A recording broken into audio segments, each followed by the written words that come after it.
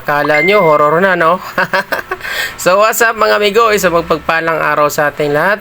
So for today's video mga amigo, nandito tayo sa pabrika, no? So naka duty tayo or trabaho, araw ng trabaho ngayon mga amigo dahil Monday ngayon. So ngayon mga amigo, ang gagawin natin yung hinakot natin kahapon or nung Sunday, yung last vlog natin mga amigo.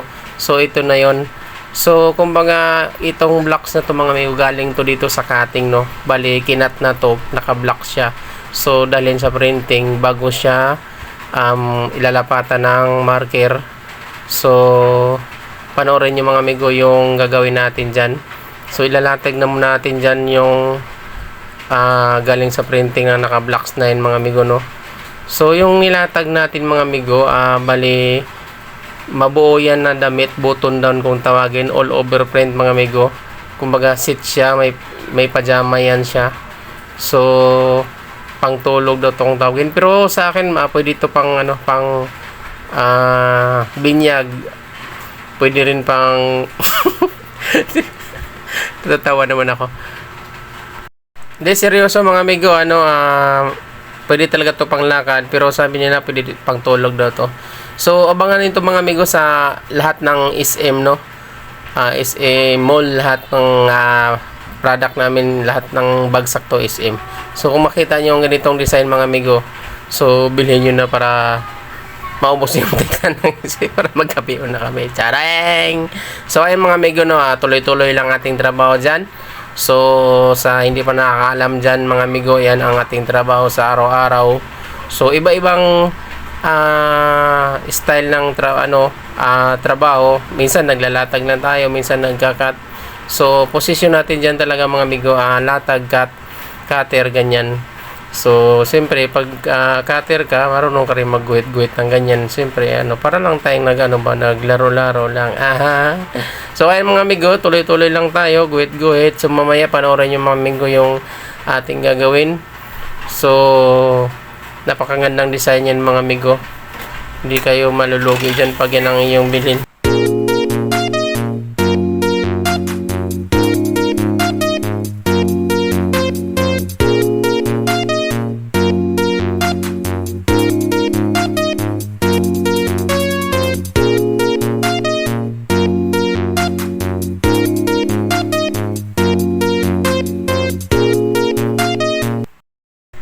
So yun mga amigo, mga idol, bali tapos na natin magguhit, no? So ngayon titry na naman natin ng cutting machine. So let's go! So yung ganitong trabaho mga amigo, napakadelikado talaga to kasi yung kamay mo pag yan ang pumasok dyan sa blade, putol talaga, mapunta ka talaga ng orthopedic mga amigo. So siyempre sa tagal na natin nagka-cut, medyo kabisado natin dyan. So mga nagtatanong pala dyan mga amigo, almost 25 years na akong nagtatrabaho dyan sa pabrika na yan. So hanggang ganun, ayan pa rin tayo, hanggang dyan pa rin tayo mga amigo, no? So ayan mga amigo, baka sabihin nyo mayabang ako. So yan ang totoo mga amigo, kumbaga nag-umpisa talaga tayo dyan. Wala tayong alam dyan na pumasok tayo dyan mga amigo, tagabuhat lang tayo ng tela. So ayan mga amigo, siyempre interesado tayo sa mga trabaho dyan sa pabrika. So natuto tayo hanggang kabisado na natin. So ngayon mga amigo, no, yung cutting machine natin dyan na haba niyan ay 10 inches, no? So yung brand ng cutting machine dyan mga amigo ay lang yan, mumurahin lang yan, bili ni boss, China lang yan. So mahilig talaga sila sa hindi heavy duty na kagamit dyan, alam mo naman, di ba? So ayun mga amigo, sige, tira lang tayo dyan sa pagkakat, no? So maraming salamat sa inyong suporta dyan. Kung gusto niyo mapanood pa uli yung mga vlog ko, mga video ko, pa-hit na lang yung notification bell, pa-subscribe, tapos select yung all para lagi kayong naka-update sa mga video natin mga idol, no? Maraming salamat sa inyong lahat dyan.